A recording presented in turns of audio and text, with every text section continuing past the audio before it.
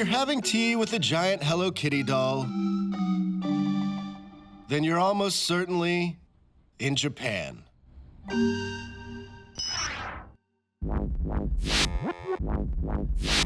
This is a place that specializes in obsessing over things and taking every want and need to their unnatural extreme. If you desire a refreshing drink, there's a vending machine that will evaluate your face and pick the perfect beverage. Or perhaps you prefer to imbibe while in the company of an ornamental owl. Whoa! Oh, shh. Or to down a latte with a three-dimensional robot as garnish. That's a good robot. The Japanese, of course, also fetishize technology like no other culture. Japan's once glorious tech shine may have dulled with the decline of Sony and other empires. But without question, there's a new tech movement on the rise.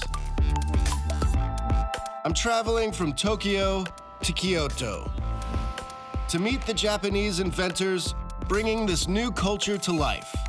Away we go. Along the way, I'll hang with some robots that can kick my ass and lose myself in this trippy wonderland. All on this episode of Hello World.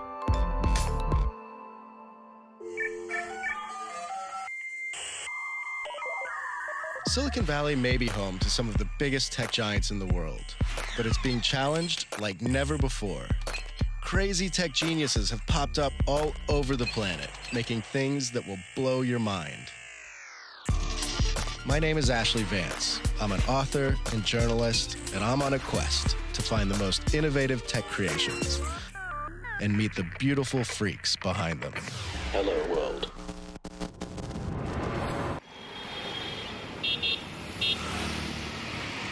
Where else would I begin my journey but in Tokyo?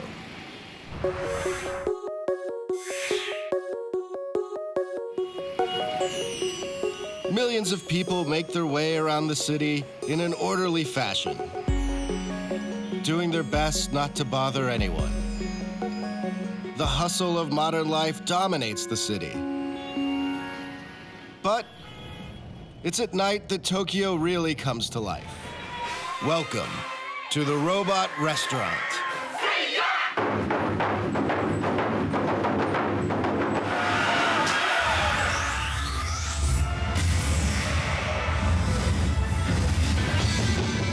As touristy and insane as all of this is, it actually gets to the heart of Japan's relationship with robots.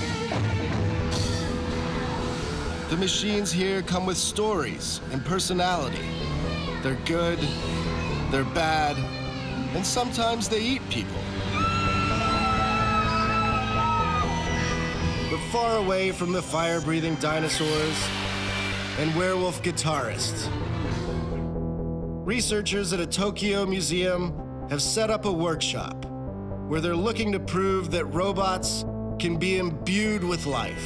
Hello, Ashlee. Eat your red pill and try to keep up.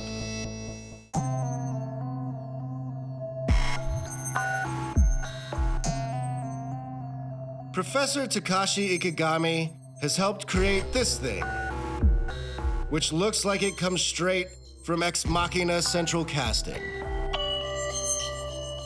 Through a series of sensors and artificial intelligence software, this android looks out into the world and reacts to what it sees. The android is in effect evolving based on what its AI software seems to like. Basically, there are two different mechanisms. One is autonomous rhythm generators. Okay. It's coupled with each other. Also, there's artificial neural networks spontaneously firing and sending signals to each other.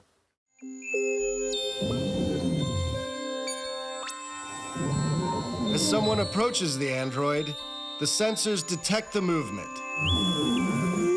and then the software kicks in to determine how the robot will move in response. But for the moment, it has a movement style that could be described as that really drunk guy at the party. Okay, so in each one of these sensor boxes, right here, Yes. there's 2 cameras, Yeah. and this is measuring the Measuring distance. the distance, yes. So when I come closer or further away from the machine, Then robot has to do something. it has to react to that. Yeah. You guys will add more and more sensors Yeah, over time. we can put like a temperature sensors, sound sensors, many other sensors. Armed with more sensors, the robot can make more judgments about its environment and more nuanced reactions. Over time, the movements and gurgles change. The thinking is that the robot will eventually form its own personality and possibly even language. What's the deal with the noise? Is it hungry? This sound is designed by my student. And behavior is modifying those sounds. The sound is changing all the time. It's more like, a primitive language. That's, I think, the interesting part of it. Like our babies, we don't have to tell everything to the baby, but baby can learn unconsciously by interacting with people, Just interacting with the watching the world. environment, right?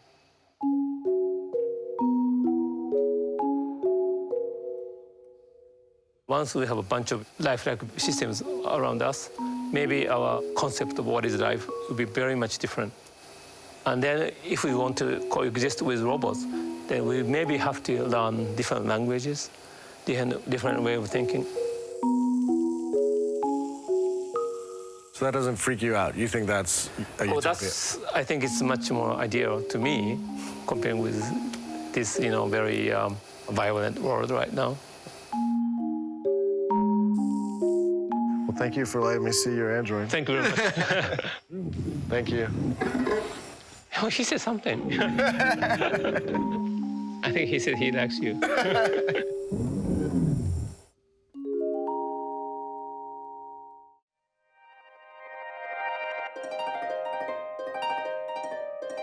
If you want to learn about robot culture, Kyoto is as good of a place to start as any. For hundreds of years, it has been the showcase city for Japan's most famous traditions, from geishas to spectacular temples. Over in the University District, you can also find some of Japan's best technological minds. I've come to Doshisha University to dive deep into Japan's love affair with robots, with a professor and one of Japan's most active robot hobbyists.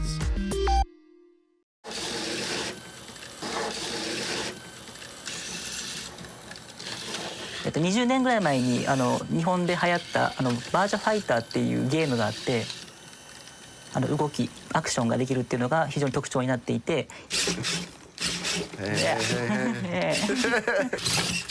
Wow. Yeah, Akira's got good moves. Takashi Horinouchi embodies a Japanese concept known as otaku. It refers to a person who obsesses over something, be it Hello Kitty, sushi, or robots. For Takashi, robotics is more than a hobby. It's his passion. Most of his free time goes into assembling these things by hand, out of 3D printed body parts and electronics. Do you work on these almost every day? Yes, about 2 hours, almost every day. もうそれはもういつも考えてアイディア自体はいつも考えていて。That's cool. Yeah. Each one takes months to build, including the software for the choreographed moves.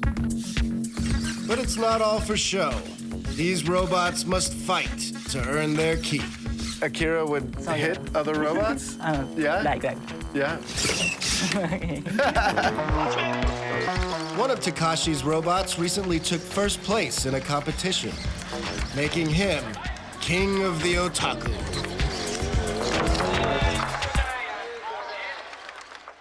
And when you're the king, There are people that want to study you. One of Japan's foremost researchers into the relationship between man and bots is Hirofumi Katsuno, an anthropologist here at Doshisha University. I was looking for the passionate people who work on robots. I joined the group and started to create my own robots. And you two met at in these events. Hiro felt compelled to ask that Seinfeldian question. What's the deal with Japan and all those robots?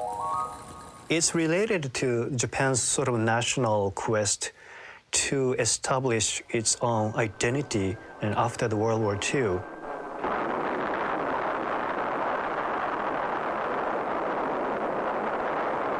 So after the sort of devastation of the whole land, Japan started to rebuild the nation through promoting the peaceful use of science and technology. In that process, I think many anime creators and manga creators started to ponder the kind of ideal relationship between the Japanese and technology. For instance, like Tezuka Osamu, who is a creator of Astro Boy. Hiro is not alone in pointing to the significance of Astro Boy. The manga series started in the 1950s and has a mad scientist type building an android to replace his dead son. The saga goes on to explore what life would be like if humans and robots coexist. And it's that very same idea that one local tech giant has invested millions of dollars to pursue.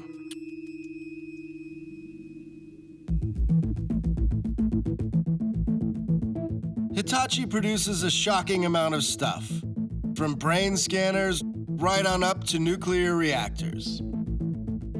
This being Japan, it's also in the robot game.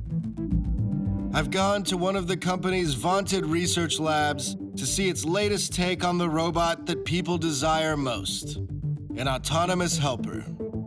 Hitachi calls this creature Emu. Konnichiwa, Ashlee-san. Hi, Emu. Please follow me. Okay.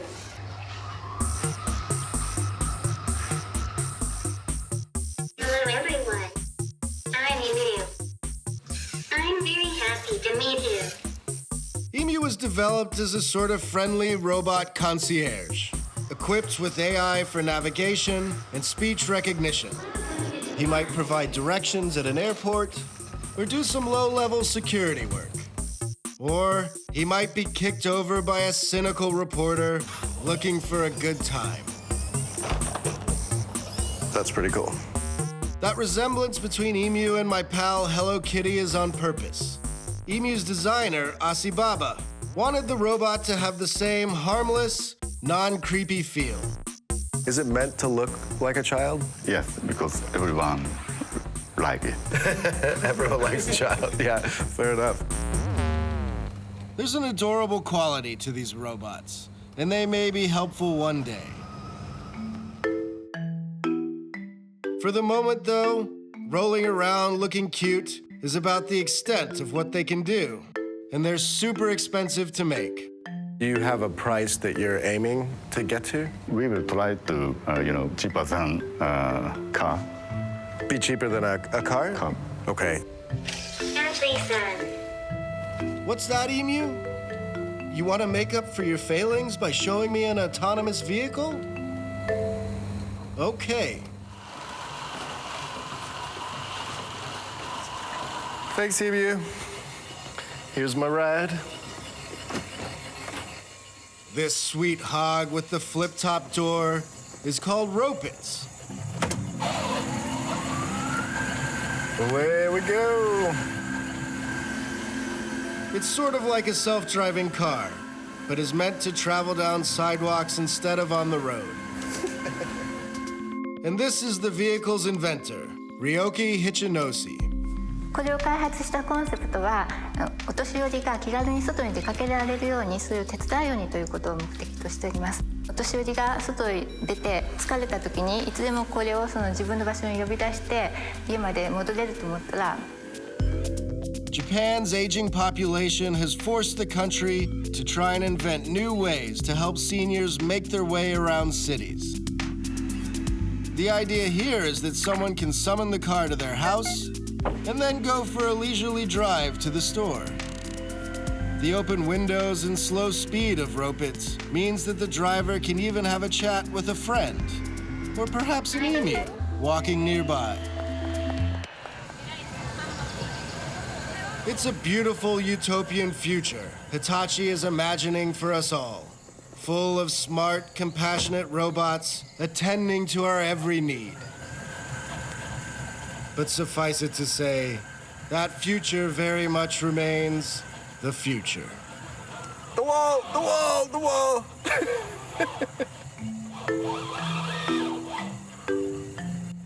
Where are we going? Where are we going? What's going on, robot? Help emu!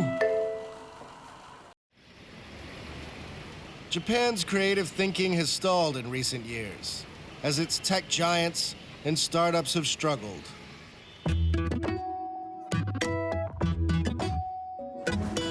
To find out why, I joined my friend, Noriaki Okubo, back in Tokyo, for a chat about Japan's tech scene over noodles. Aki is a well-connected tech guru, venture capitalist, and champion noodle slurper. I've never worked on my slurp technique. After a week in Japan, I had so many questions for him. How would you compare the Japanese VC scene to, say, Silicon Valley? Traditional VCs are really bad because they don't want to take risks.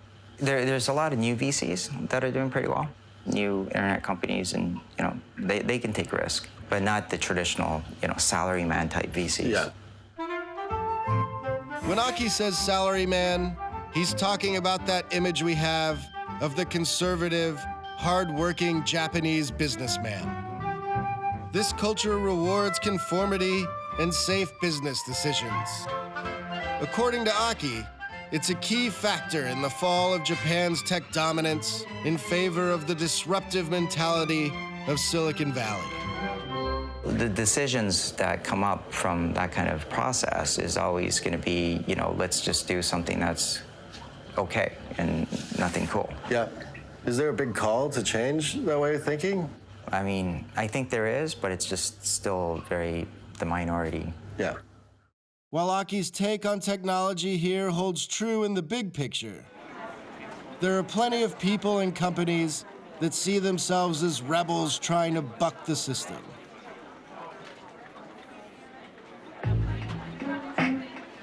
And no one exemplifies this better than Toshiyuki Onoko and his company, TeamLab. For Onoko, inspiration struck when he was just 8 years old. In my second year of junior high, I usually tell people that an electric wave struck me. I'm not sure what it actually was or even how to describe this, but a strong sense of duty that I needed to do something that had meaning in society suddenly came over me.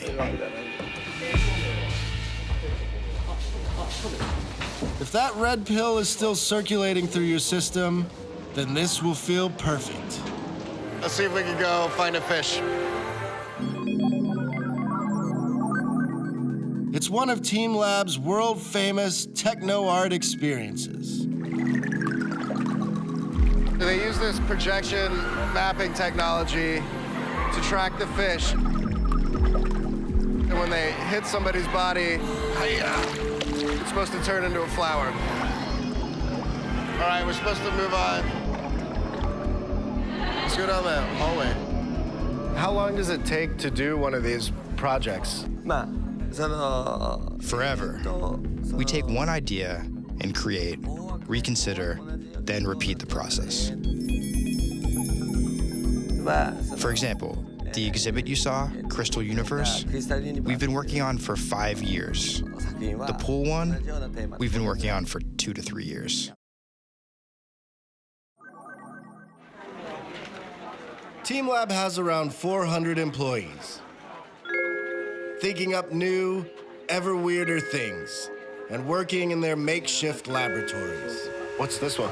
Maybe なんか服作ってんだっけ? You're making clothes, right? I think it's for a show. It's for a dancer? No, he's making clothes for a mascot. これは Here, we're experimenting with a device that allows you to manipulate waves in the water. You're gonna make patterns in the water and control the patterns. Yeah, that's cool. This is the sort of... Inoko is known throughout Japan as a flamboyant character. For him, you either create something new or you grow old and stay quiet. まあ日本社会は Japanese society has aged too much. It is a society of old people. It's conservative, and it can't seek value in new things. So you're trying to change that? No. No? No. その No, I want to be with people who want to take a step into the new world. People who are creative, who want to change the world. These people I hope to inspire and to have an influence on. Or, by having them experience our art, I want to shake their values. So rather than taking on people who don't want change, I work to inspire people who want change.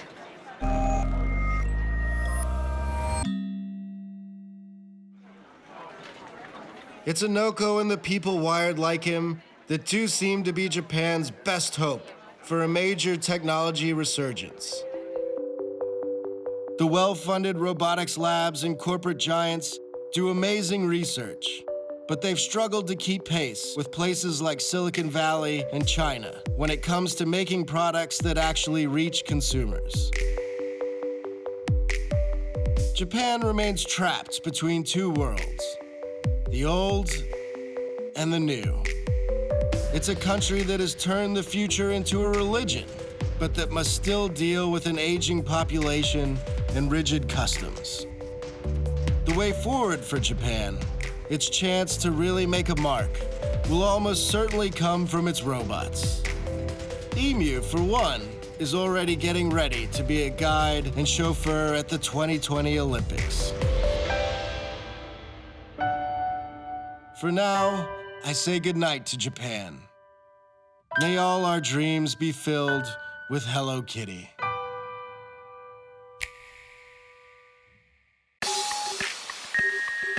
Up next on Hello World, I head to Russia to fly drones in Siberia, hang with a techno-oligarch. Wow, it's really cool.